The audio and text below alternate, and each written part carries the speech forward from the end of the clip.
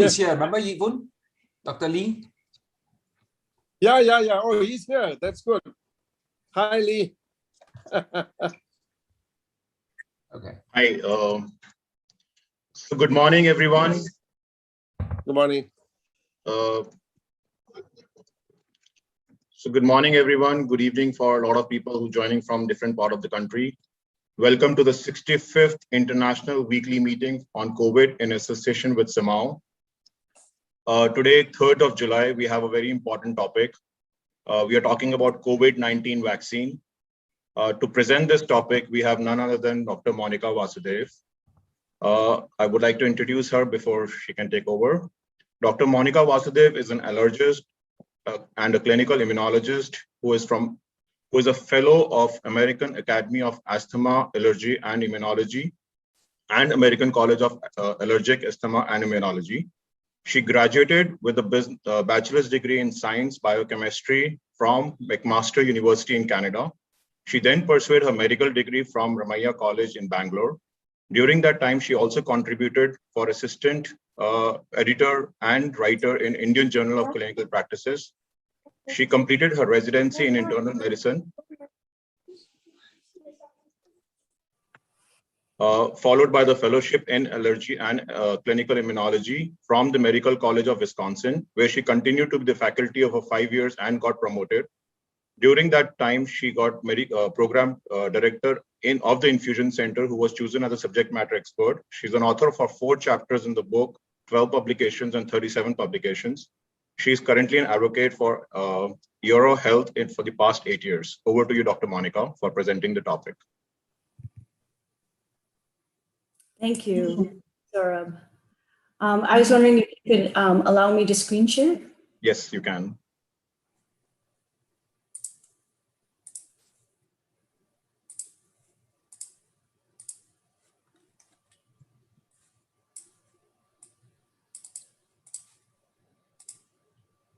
Okay, so today's topic is on COVID-19 vaccines, and I believe that this topic can be presented every day because the landscape of information is changing so rapidly, and it affects the way we treat our response to the pandemic.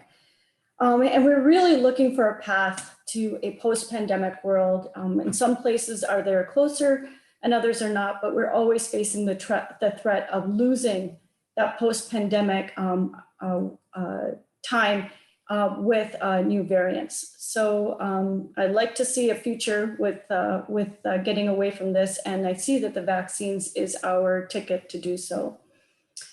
So what you are seeing is the burden of this pandemic as of July 2nd on the world. We have over almost 200 million cases with up to 4 million deaths. And you have seen the recovery of 170 million people. And that recovery does not mean recovery, just you're fine, you move forward. There has been a significant burden of morbidity on these patients, whether it be people who've lost wage time, been isolated from their lives, or who continue to experience symptoms as they continue to recover from the vaccine, the infection. And we've all heard of cases and other meetings about people who continue to have anosmia, or we've heard about brain fog. So even though we've got this recovered situation here, that does not necessarily reflect the true burden of disease. So to talk about infection and vaccination, I would like to talk about the immune responses. And this is always something that I think is just so short-lived, so transient in our mind, but it's always good to remember because a lot of these words and concepts are being used to explain the vaccine and the infection immunity. So what do we talk about when I'm going to first talk about just general immunity to infections, and then we'll talk about vaccines later. So what is the immune response to viral infections? So our immune system is the body's natural defense to pathogens and to resist infections. There's 2 types of immunity. We have the innate and we have the adaptive immunity. Your innate immunity, and I consider the immunity like the defense of an army. That's your first line. You're quick, your first line. They recognize that there is an enemy and they are attacking. It is an immediate response to any infection. They are the innate immune response cells. They secrete interferons, which are a type of hormone that help kill and destroy the infection, and other chemicals such as cytokines. They interfere with viral replication. And it is this innate response, that first line of defense, that actually activates the adaptive immune response. And I think of the adaptive immune response as the kind of sophisticated, holding back a little bit, waiting to see what the innate system is doing, and then being given the signal that now I need to get pulled in because I need something that's stronger and a little bit more sophisticated to treat this infection. This is the second line of defense. It's a specific response to the infection, and that's what's key here. It is defense against a very specific pathogen. It starts days later, 6 to 8 days later, and it involves two types of white blood cells called the T cells, which is your cellular response, and your B cell, which is your antibody response. And I'll go through this in a little bit more detail. So what is our immune response to viral infections? I love this graphic to give us a timeline as to what we are seeing. So the shaded blue here represents when you're having symptoms. It's not clear. It can start earlier for some, later for other. What you're seeing here is the beginning of the innate response in this short humped light blue line that starts at the beginning. The virus is detectable soon after, and you can see that it replicates quickly and then it dissipates. While it's in that phase, though, we now have the activation first of the cellular response. And then you start seeing the two tiers of the antibodies. At day 8, you're starting to see the early antibody response, which is your IgM antibodies. And then you have your late antibody response, which is your IgG. So what are we seeing with our immune response in terms of this sophisticated second line adaptive immunity? And that is both the humoral immunity, which is on the left here, and then the cell-mediated immunity on the right that represents these two columns. So looking at this schema, we're seeing the microbe, which is the infection, and humoral immunity are your extracellular microbes. The responding lymphocyte is your B lymphocyte, and its effector mechanism is secreting the antibodies. So humoral immunity is defined by B cells producing antibodies that's specific to an extracellular microbe. And these prevent infections and eliminate extracellular microbes. You then have the cell-mediated immunity arm that can also be extracellular microbes that can be phagocytosed, like within macrophages, or you have the intracellular microbes such as viruses, and you have the responding lymphocytes, which are your T lymphocytes. Now, in general, T lymphocytes are defined by the cytokines that they produce. You have your helper T cells, you have your cytotoxic T lymphocytes, and what you see with the helper T cells is that you get activation of neutrophils that can then kill the microbes, or you have the direct lysis of the infected cells by cytotoxic T lymphocytes. So a little bit more detail. I promise it's not too much immunology here. The lymphocytes are, you have B lymphocytes, the helper T lymphocytes, the cytotoxic T lymphocytes, and then I wanted to make a word about T regulatory lymphocytes. What you see here on the left is that you have antigen recognition. So you have your microbe, you have your B lymphocyte with its cell surface receptors, it's identifying the microbe. It then causes the proliferation of other immune cells and causing neutralization of the microbe, the phagocytosis, and the complement activation, where these antibodies actually recognize a microbe and then create all these effector functions. You have the helper T lymphocytes, you have the infected cell with its MHC class restriction, activating this T lymphocyte that then secretes specific cytokines that defines a T lymphocyte that's a helper T lymphocyte. It then does a lot of help, right? It's called the helper T lymphocyte. It's activating macrophages, it's causing inflammation, it's causing proliferation, differentiation of T and B lymphocytes. You then have the cytotoxic T lymphocytes. These are the very strong, very active. They actually directly kill the infected cell. And then you have the last arm, which is your T regulatory lymphocyte, where it's kind of regulating and dampening down the immune system. I kind of see its role in autoimmune diseases, trying to make sure that we're not having uncontrolled, unregulated immune system, and you're just trying to suppress other lymphocytes. So in the SARS-CoV-2 infection, both virus-specific, you have both the B cell humoral immunity and you have the T cell immunity, which have been implicated in recovered COVID patients. And that's really important to know because I think everybody is measuring the immunity to either infection or vaccination by just one specific arm of the immune system, and that's the B lymphocyte. So we can't forget that there are other parts of the immune system that are being activated. So what is it that's part of the virus that we're targeting in terms of natural immunity or through vaccination? So what you see here is a diagram of the SARS-CoV-2 virus. You see that there are multiple proteins involved. On the cell surface, you have the membrane glycoprotein designated M, the nucleocapsid protein N, you have the envelope protein E, you have the RNA that's in the center of the capsid, and then you have the spike protein. The spike protein is what has been implicated in terms of being an effective target to neutralize by infection and by vaccination to help contain the infection. And what we see is that if there are antibodies that are developed against the non-spike protein, that they may not be as effective in neutralizing the virus. So when we're measuring antibodies, are we measuring antibodies to the spike protein? Are we measuring antibodies to other parts? So again, another layer of complexity of understanding immune responses.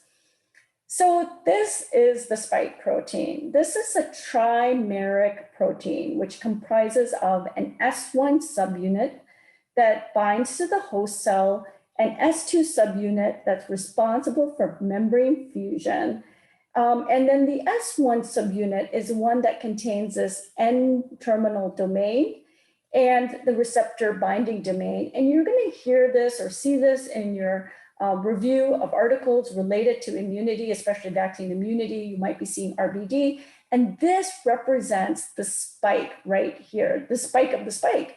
So the spike protein is like an umbrella where this part of this is like the tip of the canopy. And this is the one that's responsible for the SARS-CoV-2 virus entering the cells.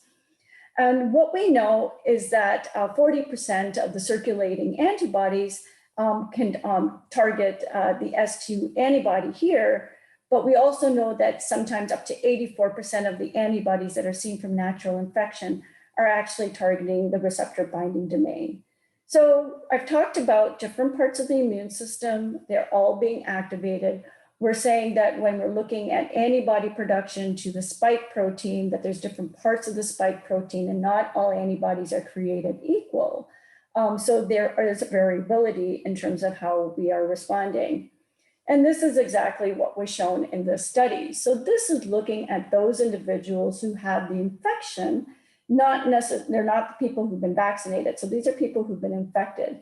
And they looked at 4 different components of the immune response to the infection.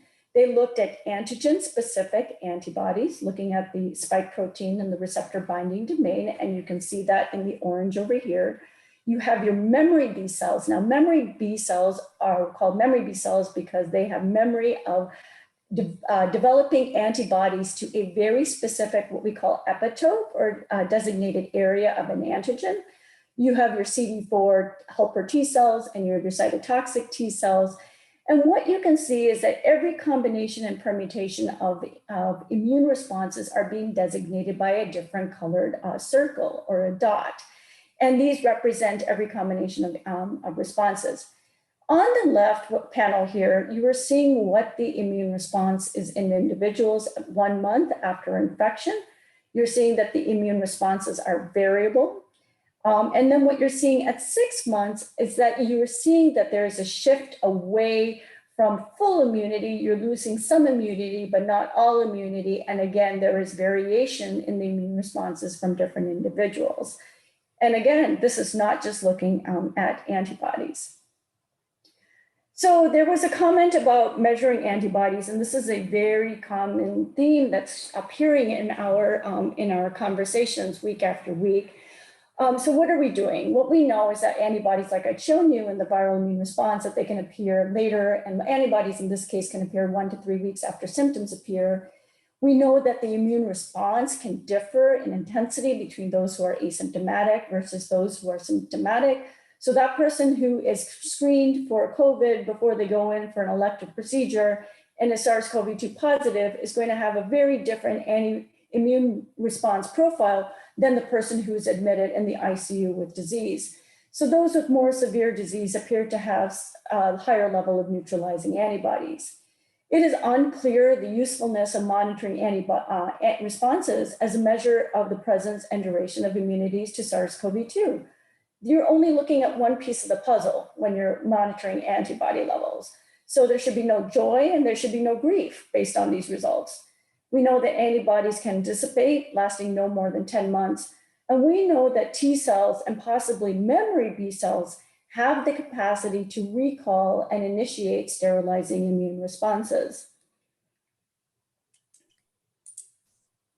So a little word about the T cell responses. So those with low-level neutralizing antibodies, I got my vaccine, I got infected, I checked my antibody levels, but I'm not immune. That may not be the case. So what we're seeing here is that the innate and the T cell response may clear the virus.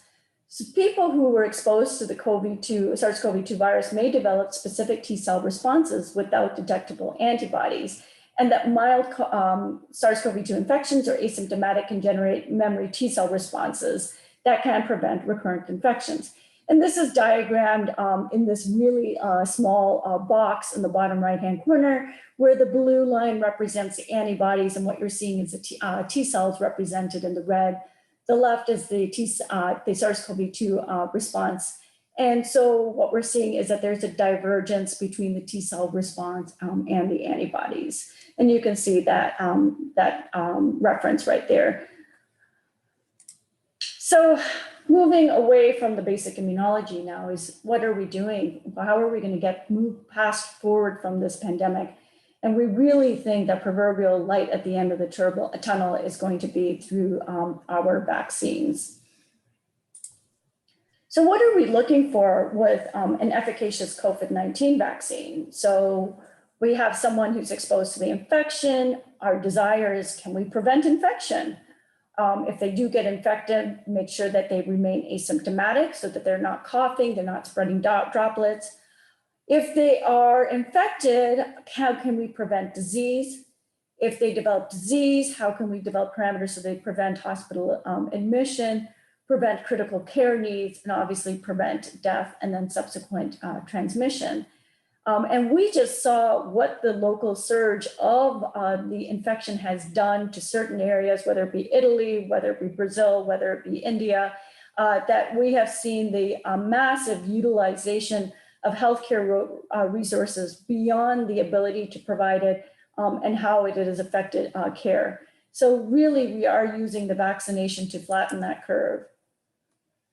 Now, we have seen an unprecedented pandemic, and we have seen an unprecedented response to the pandemic. Let's look and compare the development of the COVID vaccine with what we have seen in the past. Of the more relatively recent viral diseases, we have HIV. We have still, research is ongoing for this vaccine. It's still been 32 years in development, compared to 1 year of the COVID-19, 2020, 2021, which utilized all the new developments and research and tools that we had to maximize and optimize the development of this vaccine. Look at how long it has taken: 105 years for typhoid, 47 years for polio. I just really like this graphic to really illustrate that we have seen something truly unprecedented in our lifetimes, beyond the actual pandemic, but its response to it. And then I thought it would be nice to just share this kind of timeline of things that have been seen, at least on the American side, in terms of our vaccines of the Moderna and the New England Journal. And you are just seeing just months in between events that led to the illness being documented, the virus being sequenced, and then we get extra emergency use authorization for the utilization, and then the actual administration of healthcare professionals, all within the same year. So our vaccine design and clinical trials began immediately after the COVID pandemic began. We benefited from the rapid sequencing of the SARS-CoV-2 genome, and we did realize that the spike protein was a key target for the immune system relatively early in this pandemic. And what I'm showing you here is the key release of the actual genome, and this was released on the 10th of January in 2020. And what you're seeing here is that the Shanghai Public Health Clinical Center and School of Public Health, in collaboration with the Central Hospital of Wuhan, the Huazhong University of Science and Technology, the Wuhan Center for Disease Control and Prevention, the National Institute of Communicable Disease Control and Prevention, the Chinese Center for Disease Control, and the University of Sydney, Australia, releasing the coronavirus genome from a case of the respiratory disease. That is incredible collaboration, and that is an incredible timeline. I thought this was a really cool thing to share in terms of where we are in this pandemic. And I know that talking about each individual vaccine, the science that goes behind it, it's its own separate presentation, but I thought this was a nice graphic to kind of summarize the different types of vaccines that we have, the manufacturers of these vaccines as a summary. So the two biggest players that we have are the mRNA vaccines, which introduce the mRNA vaccine into the body. It's recognized, it produces the spike protein to trigger an immune response. You have Pfizer, Moderna, and then you have your viral vector vaccines, which is your AstraZeneca, your Johnson & Johnson, and they insert the gene for a viral protein into another harmless virus, and then it causes the immune response. I'd like to also draw your attention to the subunit vaccine, which is Novavax, because there's been some news that has been released this week or recently regarding the excellent outcomes from this vaccine. So this is definitely one that is on our radar, and that's a Novavax. So going back to the spike protein, what I'm showing you here is that there are two forms, going into a little bit more detail about the spike protein. You have what's known as the pre-fusion spike protein, which is this triangular purple cell surface protein, versus the post-fusion spike, which is more of this columnar form. And we know that both forms of the spike protein can be found on the surface, and it can be found in that form even without binding to the ACE2 receptor on the host.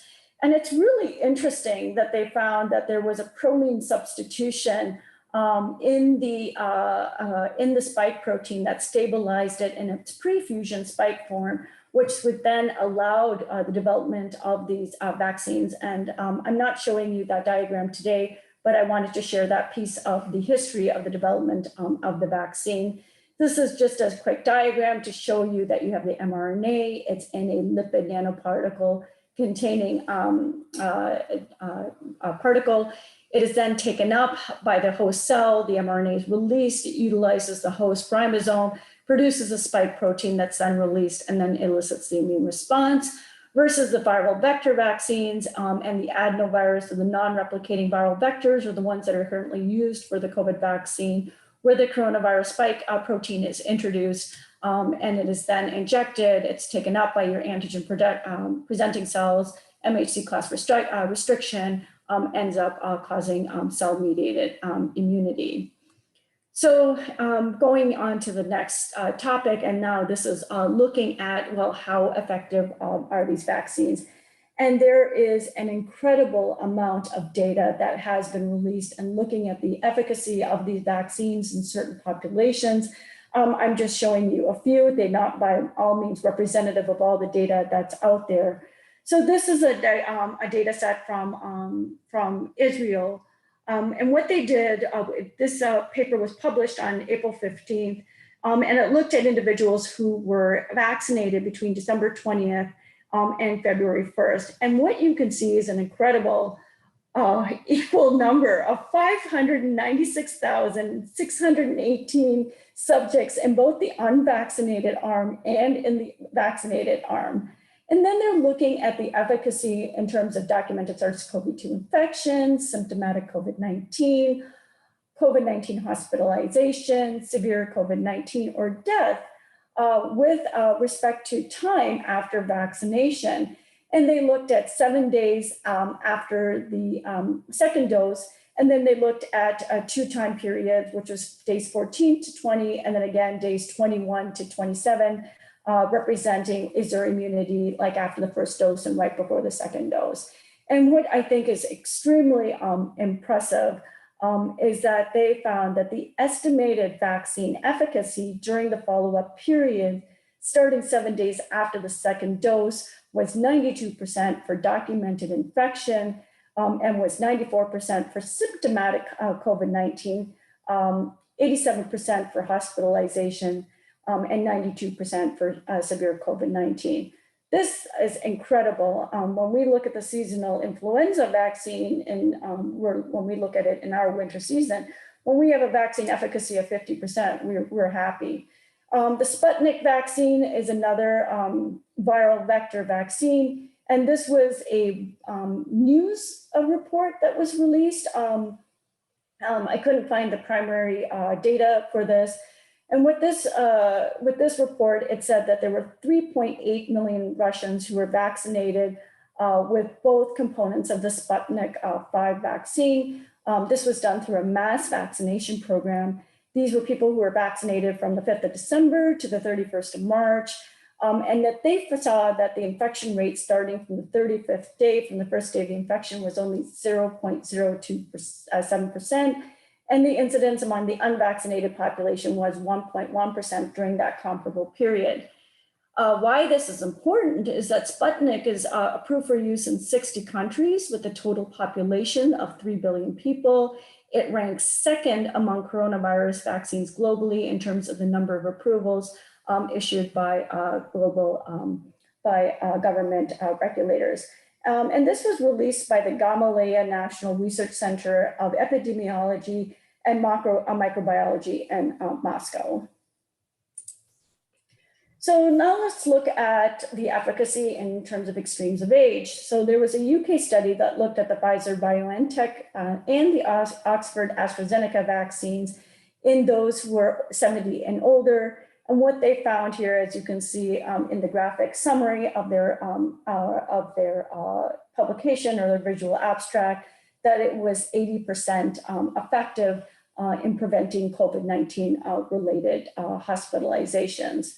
So I think this is why there was such a push to vaccinate those that were in elderly care early in the pandemic. And this was the basis for the immunization of the Pfizer vaccine in ages 12 to 15 that just opened up last month. And so this was the study that was published May 27th in the New England Journal of Medicine, and it looked at the safety, immunogenicity, and efficacy of the Pfizer vaccine in adolescents. And they showed great protection, and we are now immunizing our adolescents. So what is the state of immunization status in the world? And this is data as of July 1st. What you're seeing here is a map of the world, and the darker the shade of the blue, you are now seeing those people who have at least received 1 dose of the immunization. Canada has done extremely well. They did not have significant doses at the beginning of the pandemic. They had Moderna and Pfizer. AstraZeneca became available in Canada, which is not available in the United States. They then increased the time duration to 16 weeks after the first dose of their general non-healthcare provider population. And then all of a sudden, they received an influx of doses in the last month, where those who were given vaccination times of 16 weeks after their first dose were now able to get it within 4 to 6 weeks of their their first dose. And this is what you're seeing now. If you do trend back and see a few weeks back that there was not that level of darkness in the hue. So it is possible, looking at Canada's example, to be able to vaccinate very quickly based on the availability of vaccines, and creating outreach and vaccination and advertising programs to make sure that it is reaching to your population. Okay, I do want to spend a minute talking about antibody-dependent enhancement, and this is a function that is seen with immunization. And this was a question that has been asked of me several times of the past. And what this is that when you have antibodies that both bind to the viral particles, but also to the FC portion or the gamma receptors that are expressed on immune cells. So it's like, you know, your antibodies binding to the virus, then this antibody has kind of a docket that it can land on top of a cell. And then the virus is then internalized. And then it produces antibodies, and those antibodies are not neutralizing antibodies, and then they actually cause more damage. This is called, there's something known as the Trojan horse pathway. This occurs when you have non-neutralizing antibodies that are generated by past vaccination to shut down the pathogen on re-exposure. And what they do is that they lead to a wider dissemination of the illness, and it causes more harm than good. What we do know about this antibody-dependent enhancement is that we have not seen this with the vaccinations. We have not seen this with infections. We have seen this classically with dengue. And we also know that if you have high levels of neutralizing antibodies that help bring down this interaction right here, you are going to be able to prevent this from happening. So I do not think that this is a current issue related to this current vaccine. It is an immune phenomenon that we have seen.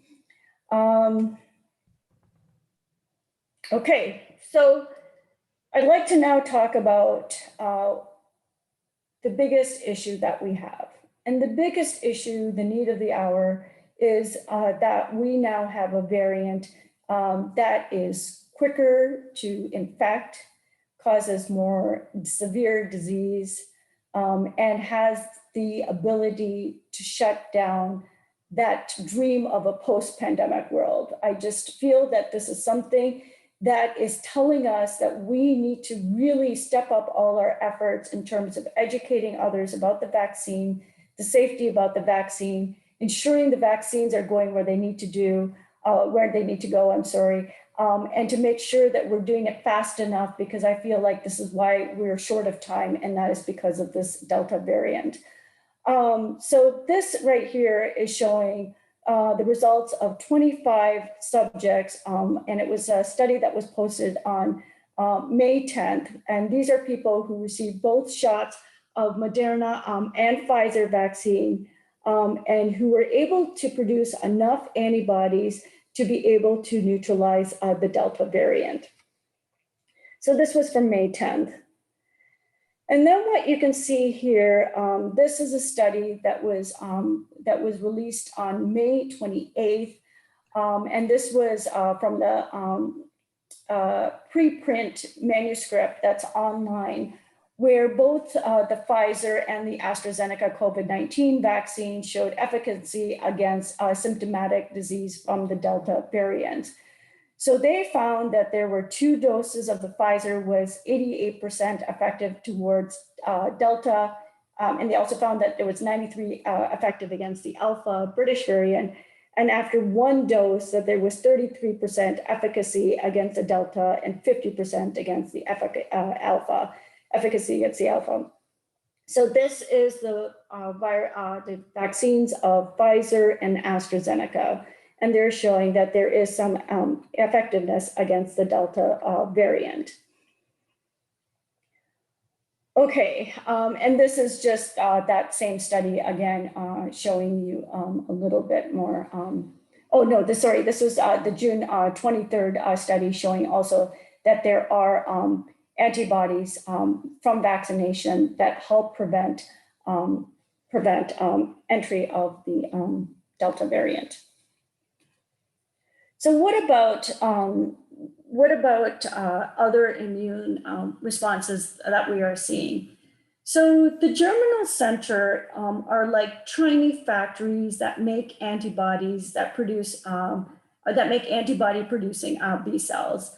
And these are typically found after immunization. And then they can last for a few weeks. So the longer these germinal centers exist, the longer and stronger your immunity is going to be to the vaccinations. So in this study, they looked at germinal centers from axillary lymph nodes of 14 recipients of the Pfizer vaccine. And 3 weeks after the dose, they found that these germinal centers were making B cells. And then after the second dose, that expansion and the amount of B cell production was markedly increased. And they saw that this was also true for the Moderna vaccine as well. So here you're seeing histopath corroboration of the immune response to the immunizations. And this is data from last week. This was published on June 28th. Okay, so now let's talk about hybrid immunity. So one of the things that I have to address when it comes to vaccine hesitancy, and I've even had patients who are physicians who said to me, you know what, I had COVID in October, I had COVID in November. I don't need the vaccine because I'm immune. And so earlier in the presentation, I had shown you that one part of the immune response is antibodies, and you might be developing antibodies to the non-receptor binding domain of the spike protein. So those antibodies may not be so effective, but you also have cell-mediated immunity as well. So what happens when you have an infection and then you get immunization? This is called hybrid immunity.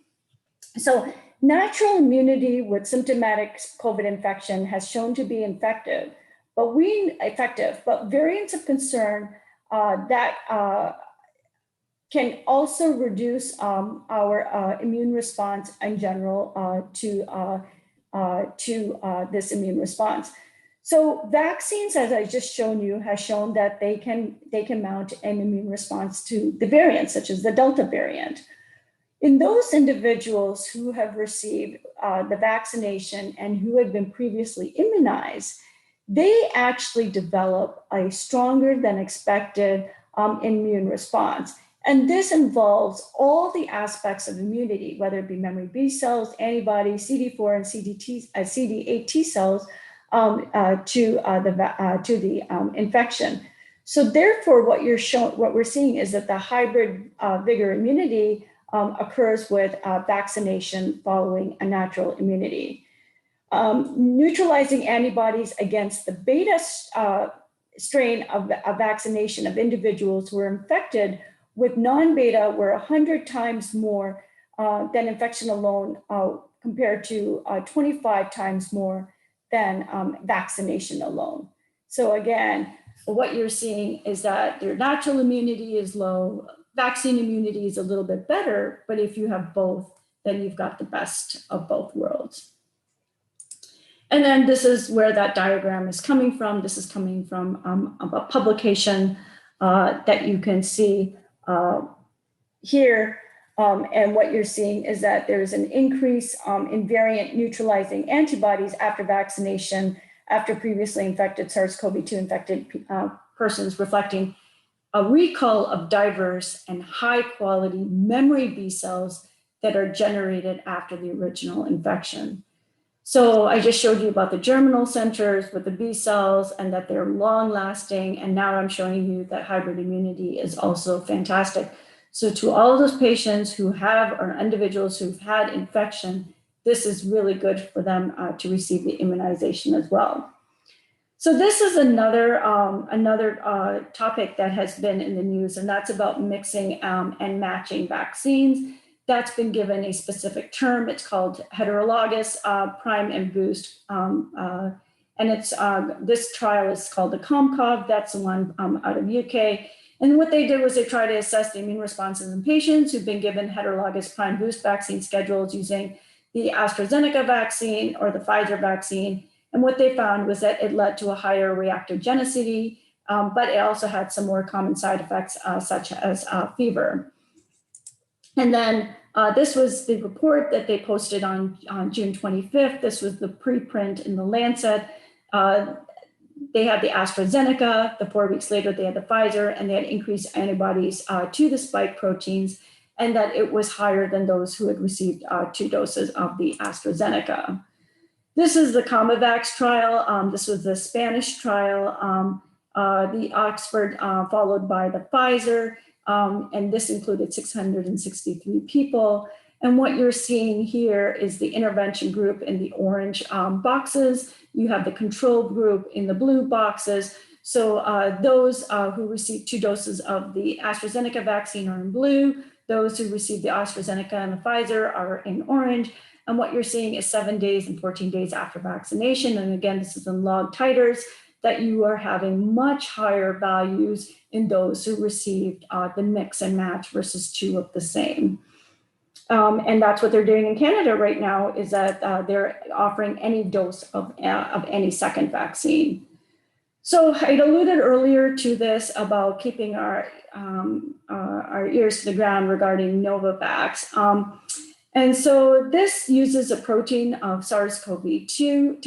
It's a different technology from the COVID vaccines that we have so far. It does utilize familiar technology that's been used for hepatitis B and the pertussis vaccine. And these vaccines are 2 doses that are given 3 weeks apart. This has been in use since 1986 in the United States in the pertussis vaccine. And we also have what we see is actually a 90.4% overall efficacy against symptomatic COVID infections. And they found 100% efficacy against moderate to severe infections. Against 8 viral strains of interest and concern, the efficacy was 93.2%. And the vaccine was considered to be very safe and well tolerated. And unlike the mRNA vaccines, it does not need to be stored frozen. It can be stored in the refrigerator up to 6 months, and it's viable for 24 hours on the counter. So now you have a vaccine that's efficacious, and you also have the ability for it to be pragmatic in terms of worldwide distribution and does not require freezer space. And this was the actual publication from that Novavax trial that was just released recently. And you can see that what the number of participants, how many sites were found in the United States and Mexico, and that what was the sociodemographic breakup of the subjects that were included. What you're seeing in the blue bar here are the talking points related to the efficacy of this particular vaccine, and that it did have the high levels of efficacy. So they're going to send more data. I do believe that this is one vaccine that we should be following because I do think that this is very, very good news, especially in addressing, efficacy, safety, storage, addressing variants of concern. I think that that this is addressing a lot of the issues that we're facing. So what are we thinking about in the future? This is what the typical US vaccination card looks like. They write our name in, they put in our product and manufacturer lot number, and the date it was administered, and then they have like a 3-digit code or something that they use for the healthcare site. And normally it's just listing the 2 doses. When are we expecting that 3rd dose? Is that 3rd dose going to be different? Is it going to be a booster dose this fall? Are they going to change the sequencing in the mRNA vaccines to represent the variants? All of this is actually being studied right now, but what actually manifests in what's going to actually be the jab in your arm is what we have to wait and see what will happen. And then I want to just make one comment about vaccines and the approach to vaccines. I mean, this is so antiquated, we know this. So this is in 1802, and the British satirist James Gilray, he characterized the scene of smallpox inoculation at the hospital at St. Pancras. And he's showing Edward Jenner administering the cowpox vaccine to frighten young women. And because of the fear of the vaccine, they're showing that there are cows that are emerging from different parts of people's bodies. I feel like I face the same attitude and thought process related to vaccines from my patients when it comes to the current vaccines available, even though they've been administered to millions of people. But we really have to do our work to understand the vaccine hesitancy that is existing to be able to capture those people when vaccines are available to find that post-pandemic world. And then just talking about, again, the safety, there were a lot of initial reports of anaphylaxis, which I think has been discussed and not an issue anymore. That's related to the polysorbate 80 or the polyethylene glycol, ubiquitous components that is really not panning out in terms of understanding why some people are developing anaphylaxis or anaphylaxis-like presentations.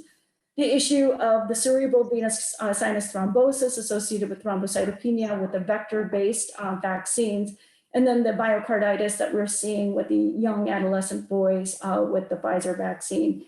But again, the numbers related to the safety are with regards to these vaccines. When I discuss it with my patients, I ask them if they've smoked or if they've been on oral contraceptives, and then I don't discuss it any further. We all got the jab, or we all should encourage others. So we set by example. So I know that's a lot of my colleagues have expressed concerns related to vaccination. So it's all about information. And then I'd like to dedicate my continued learning to Dr. KK Agarwal, who was a true hero, who healed and who continues to heal today, because everything I said today was motivated by him. Thank you. Thank you, Dr. Monica, and a wonderful presentation. And yes, a dream which was started by Dr. KK Agarwal, bringing a platform for learning for everyone. The legacy has been continued, and today he should be very happy to see 45 international participants on one roll. Thanks to Mr. Chong for helping me out for bringing all those people. I have sent one form to everyone. Basically, whoever wants the transcript of this presentation and the videos and the links can sign up the form, and we will send you an email in a couple of days. And so thank you, Dr. Monica. And quickly, I would like, so there are a lot of people today, so I would not be able to acknowledge everyone, but quickly, I would like to acknowledge all the medical associations which are present over here, starting with Mr. Chong from Singapore Medical Association, Mr. Ravi from Malaysian Medical Association, Professor Ashraf from Pakistan Medical Association, Mr. Elvin from Hong Kong Medical Association, Mr. Pillai from World Medical Council, Dr. Salma from Pakistan Medical Association, Dr. Angelica from South African Medical Association, from Dr. Jamal Chaudhry from Bangladesh Medical Association, Dr. Akhtar Hussain from South Africa Medical Association, Dr. Mukti from Nepal Medical Association, Dr. Subramaniam from Malaysian Medical Association again, Dr. Sajad from Pakistan Medical Association, Dr. Deborah from Brazil, Dr. Marie from Japan, and then we have Dr. Shashank Joshi, Dr. Russell from UNESCO, Dr. Monica, the presenter, Dr. Nidhi from US, Dr. Sanchita from IGCP Group, Dr. Meenakshi from Heartcare Foundation, and myself, Saurabh Agarwal. So we have still about 15-20 minutes we can cover up. Dr. Chong, would you like to take it forward? Thank you, Saurabh. And thank you, Monica, for that wonderful presentation. Really a good summary. Before I throw the questions open to the floor, I have a couple of questions myself. We have a test now in Singapore called the CMAAO technology, where we can look at neutralizing antibodies to the receptor binding domain of the spike protein. What are your thoughts on using CMAAO for, let's say, for myself and for my patients to assess if I, am adequately covered by my vaccines? So that's a great question. So this is a huge issue, right? We are vaccinated, we are sick. Are we protected? Are we going to continue to live in fear, or are we going to say that we've had some level of protection? Now, developing antibodies and being able to detect neutralizing antibodies to the receptor binding domain is very difficult. But if it is present, I do feel that you are looking at the physiologically important component that can help with immunity. But do I think that that's the whole picture? No. So if I have a patient with common variable immune deficiency and they don't make antibodies, they're on immunoglobulin replacement therapy that doesn't contain any of the antibody levels, I'm going to tell my patient to get vaccinated, and I'm going to think that their memory, T cells or other immune aspects are going to be generated. But that doesn't mean that their immunity assessment is any we're just thinking that there's going to be immunity. I don't know what the correlation of antibodies to that RBD level is going to prevent against infection. There are reports out there under the research guidance, but you have to validate the tests that you have, right? And then you have to validate when was a test done with respect to when immunization occurred and whether or not they had a natural infection too. So I think it's partly good, but do I think that it's going to give you any more information? Vaccination plus social distancing guidelines, depending on the community spread level, it's more important than getting a blood test. Thank you, Monica. There's also one more question I'd like to ask before I throw it open to the floor. And that is, I've had 2 Pfizer vaccines and a lot of people here have 2 AstraZenecas and so on. So everybody's now looking at, or 2 Sinovacs, So everybody's now looking at the booster shot being something different. For example, Pfizer and then do a AstraZeneca, or a Sinovac, do a Pfizer later on. What are your thoughts on this, mixing and matching of the booster shot versus the original vaccination? Thank you. So that's a great question. And I think with the data that we just got with the mixing and matching that we've seen, my feeling is that you should get a different vaccine for your booster shot. Yes, very clearly. And it would probably be like mRNA versus viral vector versus protein subunit. And that's what makes Novavax very interesting, because it's using technology that's different than any vaccine we have. So that has the ability to be available to the entire country. And they say, you know what, you guys, it doesn't matter what you've received before. We can all get Novavax now, and that can be our booster shot utilizing a different technology. But yes, knowing what I know today, had I had the opportunity to go through the immunization again, I would have mixed and matched. But we have Johnson & Johnson, we have, which is a single dose vector, and we have the mRNAs, which is the Pfizer, the Moderna. And we haven't seen studies of combining Moderna and Pfizer. We've only seen the viral vector and the mRNAs. So. Fascinating. Thank you, Monica. That's really my 2 big questions I wanted to ask today. And now I'll throw it open to the floor, whether anyone has any questions. Are there any questions on the chat? I think there's some questions on the chat. Yeah, so one of the questions is, will hybrid immunity increase the ADA risk of the future COVID mutation? Okay, so I am going to tell you that I believe that there are many people who've had the infection at an asymptomatic level before the variants of concern became available, at least from where I am. I don't know worldwide. And many of those asymptomatic individuals got the immunization. And I don't see any concern related to ADE at all. I do think that this is a non-issue. I just brought it up today because it's a question that's asked of me and I was being proactive about discussing it. But I do believe that there are many people who are hybrid immune because they're not aware, or maybe they're aware that they had prior infection, and we are not seeing that. So I am not worried about it at all. Thank you, Monica. Are there any more questions on the chat? Dr. Chong, yes. Can I have? Yes. Dr. Sajat, yes? Yes. Okay. Thank you very much, Dr. Chan. I think it was a very good presentation, Dr. Monica, and very informative for me, I can say. So I have 2-3 questions. And thank you very much, Chong. You have asked one of my questions, which was the mixing of the vaccine. So I have also had the Sinovac. In Pakistan, we have mostly the Sinovac and the Sinopharm. I have a Sinopharm. So I just would like to know whether I can have the mixed vaccine, to which vaccine, either Pfizer, Moderna, or which will be the most effective for the people who have the Sinopharm or Sinovac, number one. My second question is, what duration, what will be the exact duration between the first and the second dose? Because sometime the government directed the people that the second dose will be done after 4 weeks. Sometimes they announce they after 6 weeks. What is the actual duration?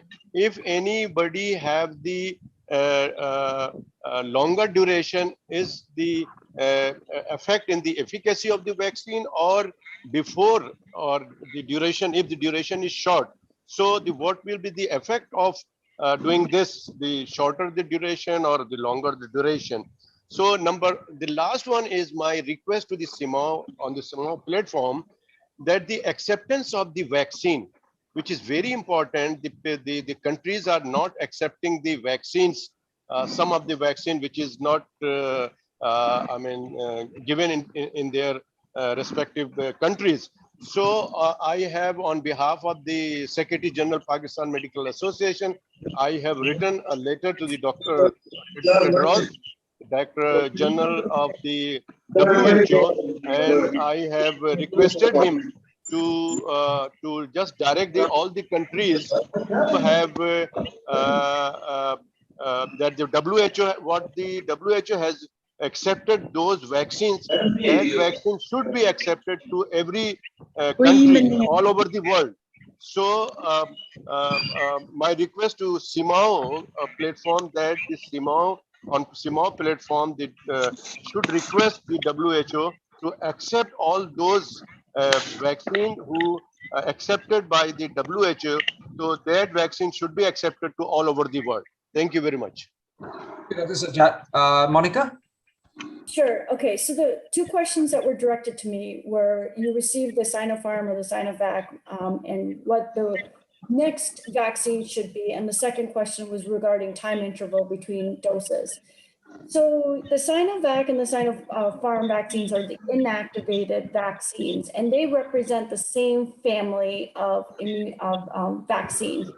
So that means that any other vaccine that's available will work by a different mechanism. Whether that be Moderna, whether that may be Pfizer. It just so happens that there's a lot of trials and a lot of data related to Moderna and Pfizer. That's why we talk about it a lot. There's a lot of data about AstraZeneca, and AstraZeneca is kind of the model for the viral vector. So in your case, you can receive any of the other two vaccines, and it would probably be effective. Now, having said that, that's just my opinion based on what we have seen and what we're extrapolating from prior data.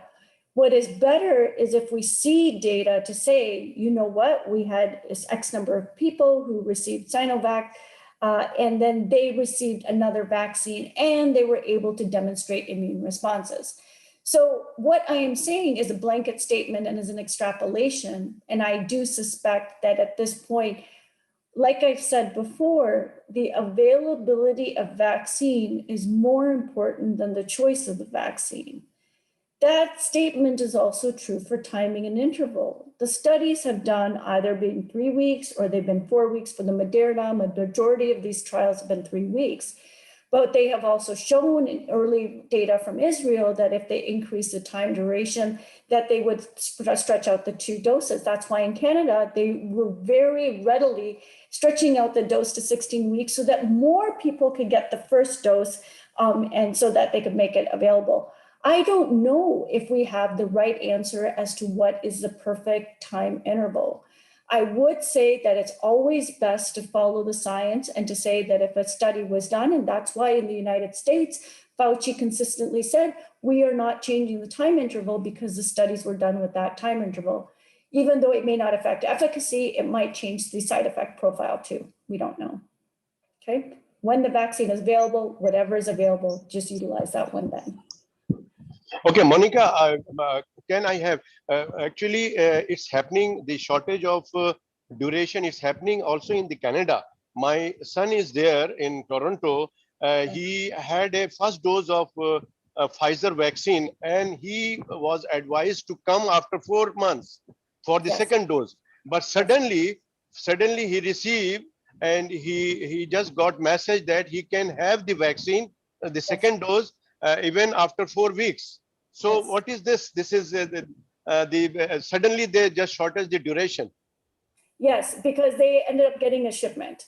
So the reason that they increased the interval was because they weren't sure that the shipment was coming. There was a manufacturing delay, I believe, and that's why they didn't. And when the vaccination was then procured, they then made it available to everybody. And that's why when I showed the world map, you could see that Canada was dark blue.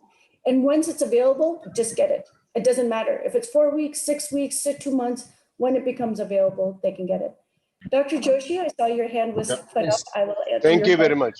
Yes, Thank Dr. you. Joshi. Can I ask a question, please? Can we let Dr. Joshi ask the question first? I'll come to you, Yeah, Polly. please. Okay. Yeah. Monica, great talk, and I think you made two very valid points. One is the mix and match, and second is the availability of vaccines. Any personal preference on the platform of sequencing? That's the first thing. Because if you have two Pfizers, like in India, most of us have got two Covishields as healthcare professionals, and now we have Covaxin, which is available. So, and also the second question is, does data on variant of concern actually determine the choice of boosters? Because some vaccines have better data on variants of concern, like a Pfizer, Moderna, or a Covaxin, compared to the other vaccines. And the third, thing is that some data on vaccines is done at the peak of the pandemic. Some data of the vaccines is published when the pandemic was at very low in that country. So when you're interpreting data on efficacy, you have to see whether, and none of these disclose that this was done when there was no peak and this was done when there was peak. So how do you look at all this, Monica? And thanks once again for a fantastic talk. Oh, thank you so much for your feedback. And I also wanted to pause and to say thank you to all of you who've come today to listen to this talk. I know that we're all extremely busy and we're all have Zoom fatigue. And for all of you to be here, it really means a lot to me. Okay, now to answer your questions, Dr. Joshi. So when I was presenting the data, I was talking about preprint data and those that were peer reviewed. I talked about the dates of the publications, and I talked about the dates that the patients were enrolled in the studies. By the time that the data is revealed, I believe that the variant has mutated already. So I think that by the time any data is collected, analyzed, written, it's been reviewed by all the authors and posted with the diagrams. The data is already not applicable to today's scenario.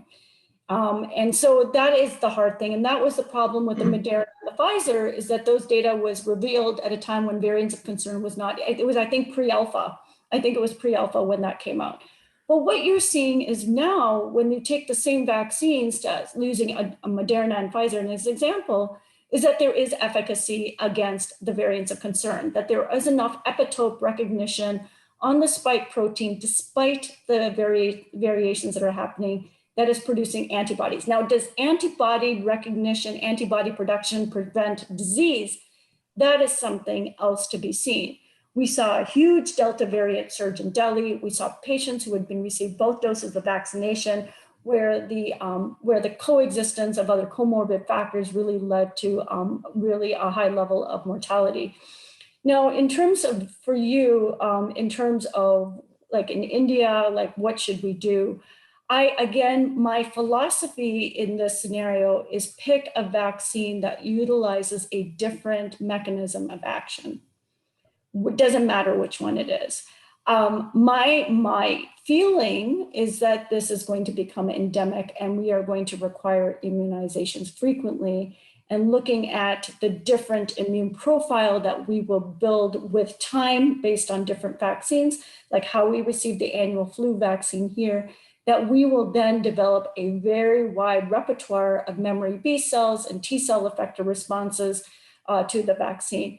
And I really think it's going to be an issue of lottery of what is available and did we get the right vaccine for the right virus. Maybe in Mumbai, one vaccine is better, in Delhi's another vaccine is going to be better, and we have no idea of knowing that.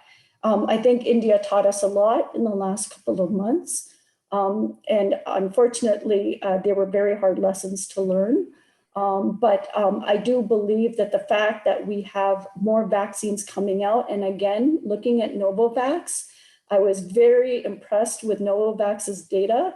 If it is so easy to distribute, if it's easy to make, if it's easy to store, and if it's easy to administer, I do believe that's one of the vaccines that will be out there as the next dose. Monica, thank you very much. Dr. Salma, I'll let Dr. Elvin ask the question first. He's been waiting for a while, then I'll come to you. Dr. Chong, I too would like to ask, please. Okay, let's Elvin ask the question first. Elvin? Yeah, thank you, Chairman. And thank you, Monica, for such an excellent presentation. We benefit so much from your talk. And I'd just like to ask first about the neutralizing antibody. And well, in Hong Kong, one is Pfizer, and the antibody that were checked in the vaccinee group have been 10 times of that of the Sinovac vaccinees, you know. So our scientists would say that, well, don't worry, although there's a lower level of antibodies, then we still have the lymphocyte, the T cells, B cells, CD4 cells, etc. So it's still effective. So first question is, Monica, so how can we measure these aspects of immunity of our vaccinees? How can we know that the lymphocyte system is really working effectively with enough strength to defend? Or it's just a subjective hope that, oh, it should be there? Then how can we really guarantee? And so the second question is, so in Hong Kong, we have been ongoing studies to have the mixed vaccination. Usually it's the first dose is a Sinovac with the less efficacy. So the second dose would be from Pfizer or BioNTech. So it's in fact a pull up, is a pull up. So we would expect a better efficacy with such a hybrid. Well, what about others? Say, if the first one is Pfizer, BioNTech, I have completed mine 2 doses and the level was very high of the neutralizing antibody. But for the third booster dose in the future might be necessary, then in fact, we don't have another choice, only Sinovac. So in fact, my suspicion is that if I have the third dose of a different mechanism, and that is Sinovac, which has a much lower efficacy, should I do that at all? Or should I have the third dose still with the BioNTech? Or if Hong Kong doesn't import any Novavax, so I don't have that choice, or Sputnik, all right? Just now, the Russian vaccine presented by you is so good, but we didn't have that. So what do you suggest in that case? Our third dose, what should we have? Sinovac with the lower efficacy or still Pfizer? And so about the ADE, so half of our population that have been vaccinated had received, Sinovac with such a lower efficacy. Would it really be more vulnerable for these vaccinees in our immunity to have promote somehow the ADE? I just want to ask this silly question. I could not ask this in Hong Kong, because many of our citizens had got the Sinovac. If we raised these questions, they would be very scared and they would be angry with us, Don't hurt our confidence. They would suspect us. Okay, so you had quite a few great questions in there, and I'm going to try to summarize all your questions in my answers.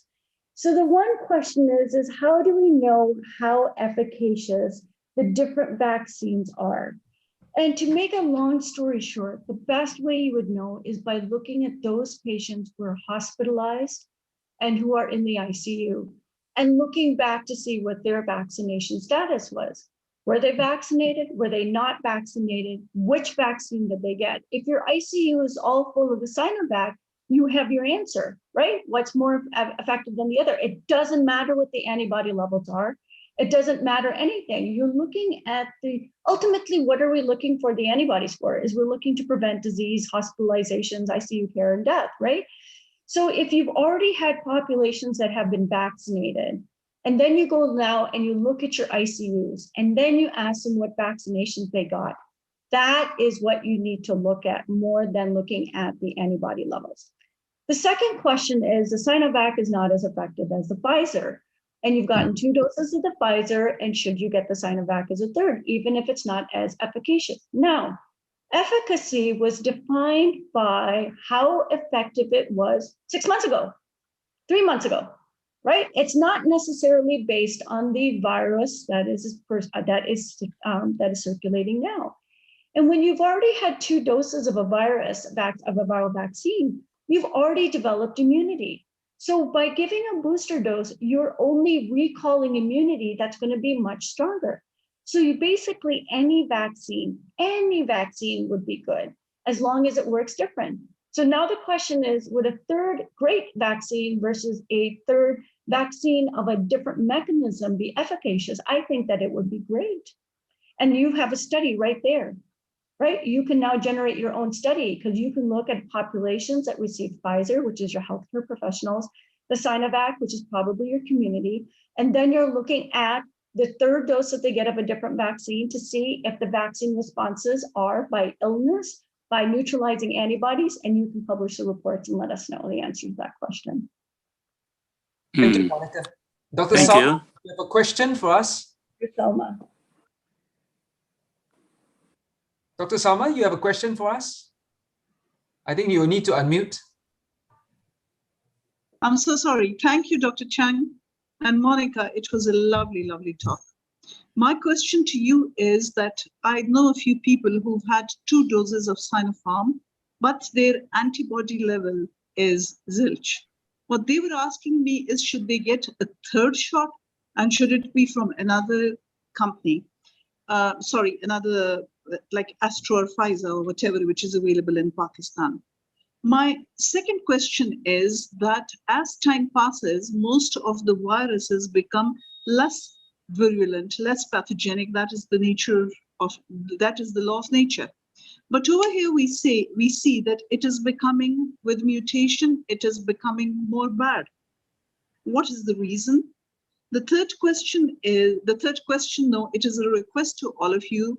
Please do tell the WHO, whichever vaccine is accepted, all the countries should open their borders for that, because it doesn't make sense. I've been vaccinated by Sinopharm. And if my antibody level is good, why should I get a third vaccine? Why should I deprive somebody else from a vaccine and get it for myself because I want to travel to the US or UK or Germany or anything? Please do work on that. Thank you. Thank you, Dr. Salma. Monica? Yes, great question. So 2 doses of a vaccine and no antibodies, and we're saying that there are cellular responses that are present. Should I get the next third dose? So the answer is yes, but I'm going to say to wait. I am going to say wait and let's see what the new booster doses are going to be. I know that there are trials right now looking at new doses. I don't want that you get a third dose of something and then you're afraid to get the 4th dose because that got approved in October for the next series of the upgraded boosters. So I would prefer that if you've gotten 2 doses of the vaccine, you've got the benefit of the vaccine that you've had right now, and then wait till the fall when the new vaccine round is going to go, and it's going to be from a different mechanism. That would be my recommendation based on what I'm seeing. But I do think that it's up to a lot of different factors. Maybe if the questions are coming from people who have access to the vaccines, they really feel that they're high risk. They really want antibodies, but I really discourage the measuring of antibodies to assess immune responses because it is really just one small part of the picture. And I think that's really hard to know because everybody wants to have a test that have some sort of reassurance.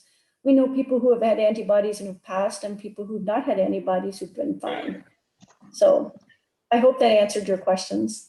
Nice to Thank you. Thank you, Monica. Thank you. Thank you, Dr. Sama. Thank you, Monica. How about Ravi? Ravi, you have a question for us?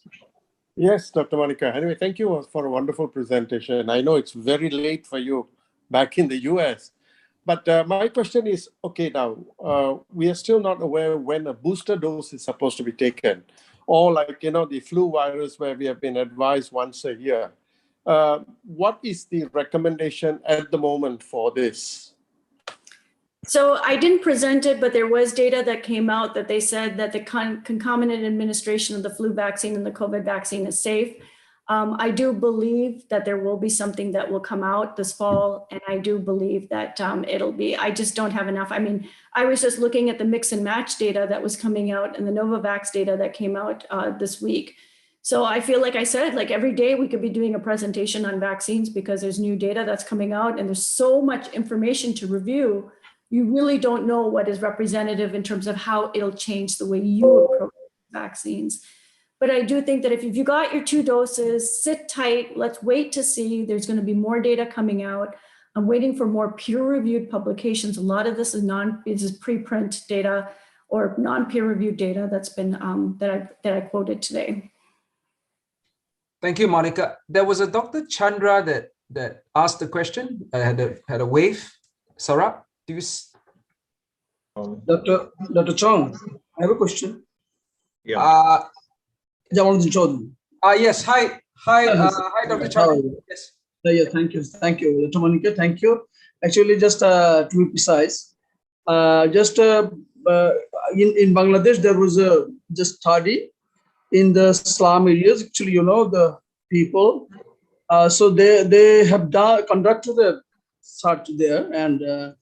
They have just measured the antibodies, and they got it. This more than 70% of the slum dwellers actually they have the antibodies already, but they do not have the disease. It's almost asymptomatic.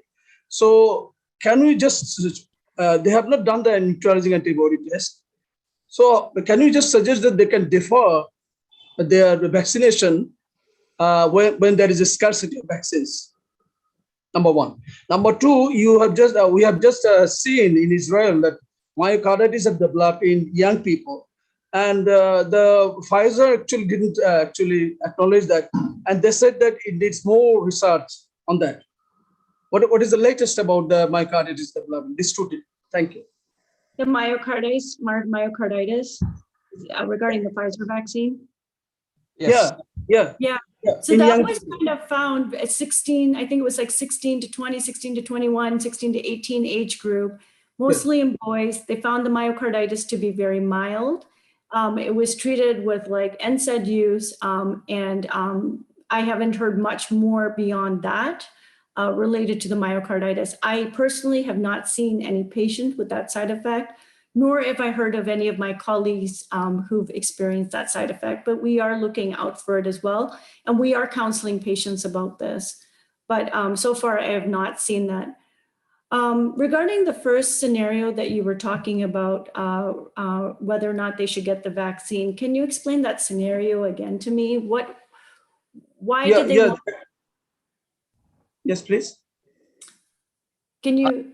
From what I understand, Monica, from what Dr. Chaudhary said was that the slum dwellers had had antibodies to COVID, but they denied ever having. They were obviously asymptomatic infections, and I think he was asking whether they can be sort of like placed later on for the vaccine, vaccine queue because of necessity. Thanks. Yeah. So when it comes to vaccine distribution, there was a lot of information at the beginning of the pandemic related to those who had prior infections or demonstrable antibodies to say that they should not be on the top of the list.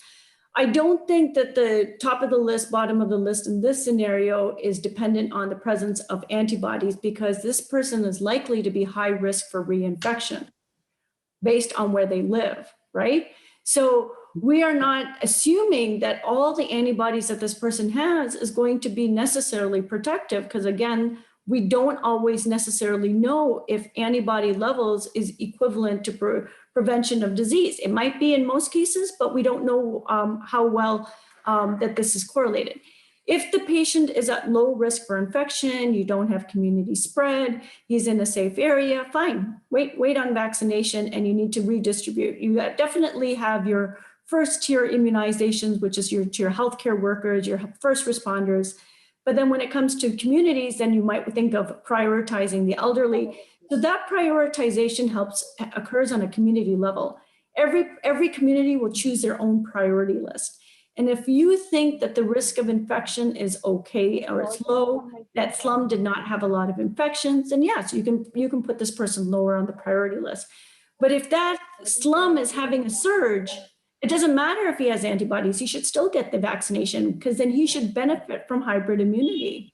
And that's what I was showing, is that these patients can develop the benefit even more than anybody else. So then they should definitely get vaccinated.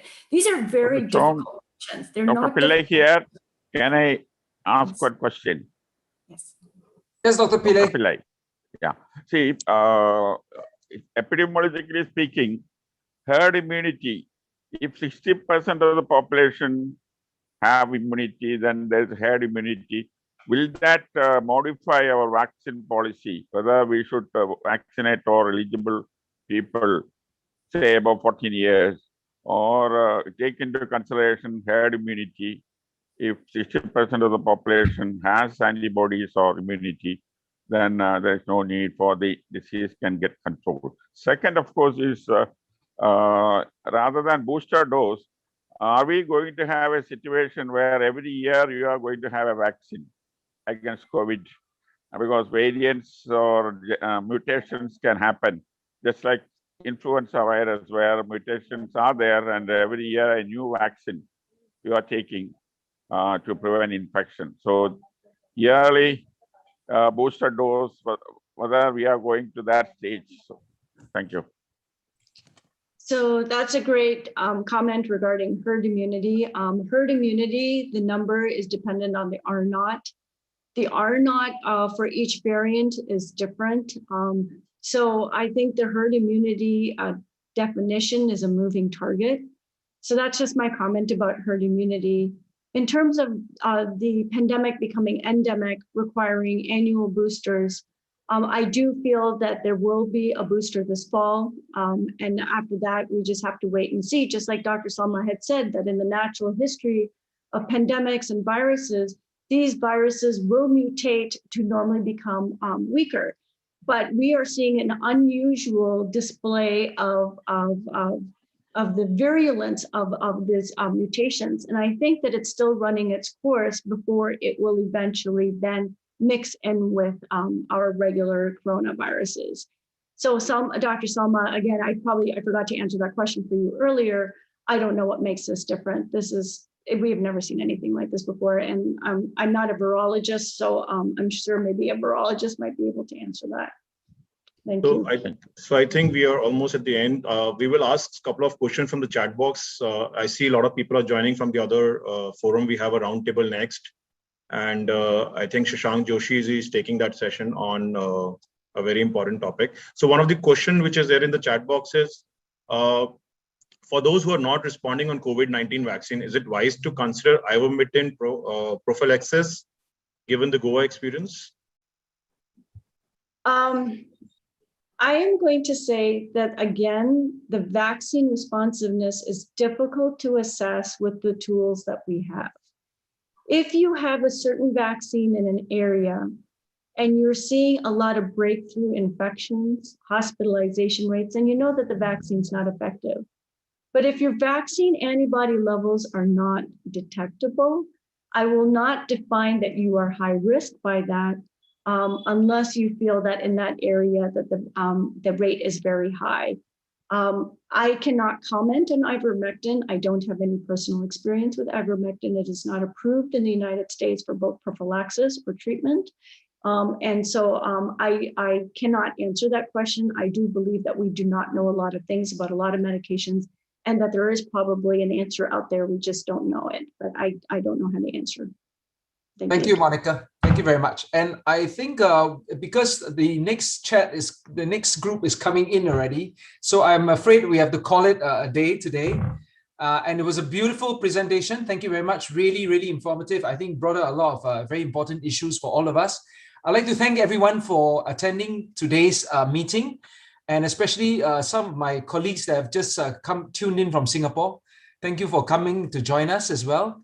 And we are also happy that Monica gave us such a brilliant presentation, which I thought was very, very useful. And especially for Singapore right now, it's very pertinent for us as well. And for I think for quite a number of countries, quite pertinent that we need to get on with it. You know what I mean? Find the light at the end of the tunnel. So without much ado, thank you all for coming. And, we always look forward to next week's chat again. And we have, I will announce the next week's speaker. I think since we already have a lot of people still with us, I would like, it's the same platform, same meeting ID, everything remains the same. This is a weekly meeting. Every Saturday we conduct at the same timing at 9:30 Indian time, which is 1.5 hours before this time. The next week topic, we have Dr. Shashank Joshi with us, and he's taking a topic on home isolation during COVID. And also he will cover about the third wave and Delta variant. That's again one of the very important, because he has been a very instrumental in Mumbai task force. He works very closely with the government, so he had a lot of data to present. We will have Dr. Shashank Joshi next week. So I request everyone whoever is here can join this meeting next week, same time, same day, and same meeting ID. We don't change meeting IDs. So now we will end this meeting. Thank you, Dr. Chong, for helping me out, for bringing participants. Thank you, Dr. Monica, for coming up with an excellent topic. I believe one day we will only have to have a question answers round, because the questions doesn't stop. And thank you very much. People can stay back.